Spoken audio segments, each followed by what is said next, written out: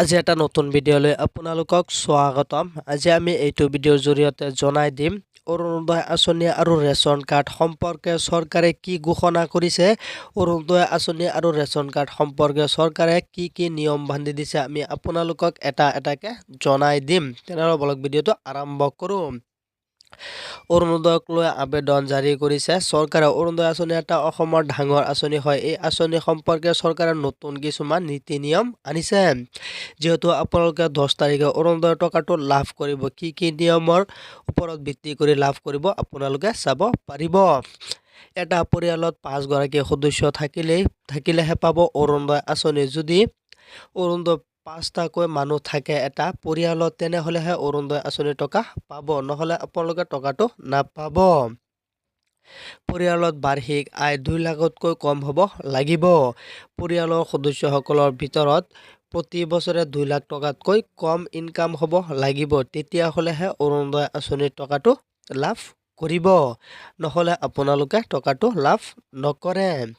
শীঘ্ৰেই ration card লৈ আহিব নতুন নিয়ম। ৰেচন কাৰ্ড সম্পৰ্কে নতুন কিছুমান নীতি নিয়ম আহিব। কি নীতি নিয়ম আহিব সেইখিনিও আমি আপোনালোকক জনাই দিম। যদি আপোনাৰ ৰেচন কাৰ্ড আছে তেনেহ'লে এইটো ভিডিঅ' আপোনালোকে চাব লাগিব।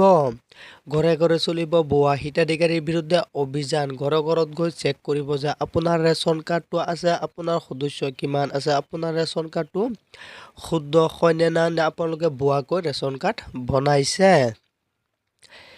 একেখন ঘৰত দুখনকৈ ৰেচন কাৰ্ড থাকিলে বাতিল হ'ব হিতাধিকাৰীৰ নাম। যদি আপোনাৰ ঘৰত যদি 2টাকৈ ৰেচন কাৰ্ড আছে তেনেহ'লে আপোনাৰ নামটো কৰ্তন হৈ যাব। এটা পৰিয়ালত এটাইহে ৰেচন কাৰ্ড থাকিব পাৰিব। ৰেচন কাৰ্ডৰ দোকানীৰ বিৰুদ্ধে চলিব অভিযান। ৰেচন কাৰ্ডৰ দোকানীৰ বিৰুদ্ধে চৰকাৰৰ ফালৰ পৰা অভিযান চলাব, কিয়নো এটা পৰিয়ালত কেনেকৈ 2টা ৰেচন কাৰ্ড লাভ কৰে। যদি আপোনাৰ 2টা ৰেচন কাৰ্ড আছে তেনেহ'লে আপোনালোকে ভিডিঅ'টো ধৈৰ্য সহকাৰে চাই লওক। সন্তানহীন পৰিয়ালৰ ক্ষেত্ৰত প্ৰযোজ্য নহ'ব এই নিয়ম। যদি আপোনাৰ সন্তান নাই তেনেহ'লে আপোনাৰ ক্ষেত্ৰত এই নীতি নিয়মবোৰ প্ৰযোজ্য নহ'ব। ইতিমধ্যে ধুবুৰী এগৰাকী যোগান বিভাগৰ বিষয়ক কৰা হৈছে নিলম্বন। ধুবুৰীত ইতিমধ্যে দোকানীজনক নিলম্বন কৰা হৈছে। যদি আপোনালোকে ৰেচন কাৰ্ড আছে তেনেহ'লে এই নীতি নিয়মবোৰ ভালকৈ আপোনালোকে জানি ল'ব লাগিব।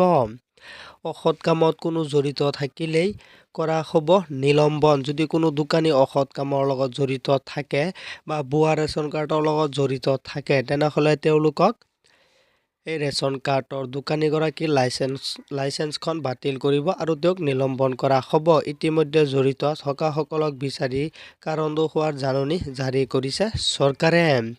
এই নীতি নিয়মবোৰ মানিলেহে আপোনালোকে ৰেচন কাৰ্ড আৰু অৰুণোদয় আঁচনিৰ টকাবোৰ লাভ কৰিব।